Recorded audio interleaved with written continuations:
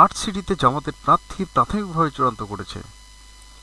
দেশের 13টি সিটি কর্পোরেশনের মধ্যে 8টিতে মেয়র প্রার্থী প্রাথমিকভাবে চূড়ান্ত করেছে বাংলাদেশ জামাতে ইসলামী। আজ সোমবার জামাতের কেন্দ্রীয় নির্বাহী পরিষদের বৈঠক থেকে এ সিদ্ধান্ত আসে। তবে এই পদ প্রার্থীদের নাম দলের সর্বোচ্চ নীতি নির্ধারণকারী ফোরাম মজলিসে শুরায় চূড়ান্ত করা হবে বলে সংশ্লিষ্ট সূত্রগুলো জানিয়েছে। আজ সকাল 9টায় রাজধানীর মগবাজারে দলের কেন্দ্রীয় কার্যালয়ে শুরু হওয়া এই বৈঠকে সভাপতি করেন জামাতের আমির ও বিরোধীদলীয় নেতা শরীফুর রহমান। বেলা 3:30টা পর্যন্ত অনুষ্ঠিত হওয়া এই বৈঠকে দলের নির্বাহী পরিষদের সদস্যরা উপস্থিত ছিলেন।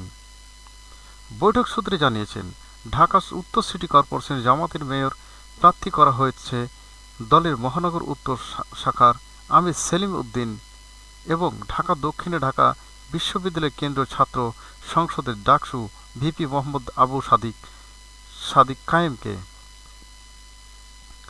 প্রাথমিকভাবে চূড়ান্ত হওয়া অন্য প্রার্থীরা হলেন চট্টগ্রাম সিটি কর্পোরেশনের নগর জামাতের সাংগঠনিক সম্পাদক ও সাবেক কাউন্সিলর মোহাম্মদ শামসুজ্জামান হেলালি, গাজীপুরের তোকাত গাজী উসমান পাশা বিশ্ববিদ্যালয়ের সাবেক সহকারী অধ্যাপক হাফিজুর রহমান, বরিশালের দলের কেন্দ্রীয় সহকারী সেক্রেটারি জেনারেল মুজাজ্জম হোসাইন হেলাল, রংপুরে মহানগর শাখার আমির এটিএম আজম খান, খুলনায় কেন্দ্রীয় কর্মপরিষদের সদস্য ও খুলনা মহানগরী আমির মোহাম্মদ মাহফুজুর রহমান এবং নারায়ণগঞ্জের মহানগর শাখা আমির মোহাম্মদ আব্দুল জব্বার।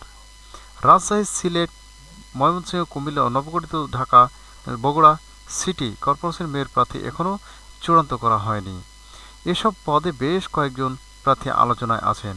তাদের বিশেষ জামাত আরও পর্যবেক্ষণ করে সিদ্ধান্ত নেওয়া হবে বলে বৈঠক সূত্রে জানিয়েছে। জামাতের প্রচার ও মিডিয়া বিভাগের প্রধান এহসানুল মাহমুদ জুবায়ের আজ সোমবার বিকেলে মুঠোফোনে প্রথম আলোকে বলেন, নির্বাহী পরিষদের বৈঠক শেষে সিটি কর্পোরেশনের নির্বাচনের জন্য প্রাথমিকভাবে কয়েকজন প্রার্থী বিশেষ আলোচনায় হচ্ছে। তবে প্রাথমিক চূড়ান্ত করবে মজলিসের শুরা। সবকিছু ঠিক থাকলে মজলিসে শুরার পরবর্তী বৈঠক প্রার্থীদের নাম চূড়ান্ত হতে পারে। তা সম্ভব না হলে এরপরে কোনো সভায় সেটি চূড়ান্ত করা হবে। এদিকে আজ বিকেল এক সংবাদ বিজ্ঞপ্তিতে জামাত জানিয়েছে, দলের নির্বাহী পরিষদের বৈঠক দেশে চলমান রাজনৈতিক ও আইনশৃঙ্খলা পরিস্থিতির সীমান্তে পুশ ইন ইস্যু, রাজনৈতিক হত্যাকাণ্ড, 2026-27 অর্থবছরে প্রস্তাবিত বাজেটের বিভিন্ন দিক, 11 দলীয় ঐক্যর কর্মসূচি, বিভিন্ন বিষয় নিয়ে বিস্তারিত আলোচনা হয় এবং নীতিগত সিদ্ধান্ত গৃহীত হয়।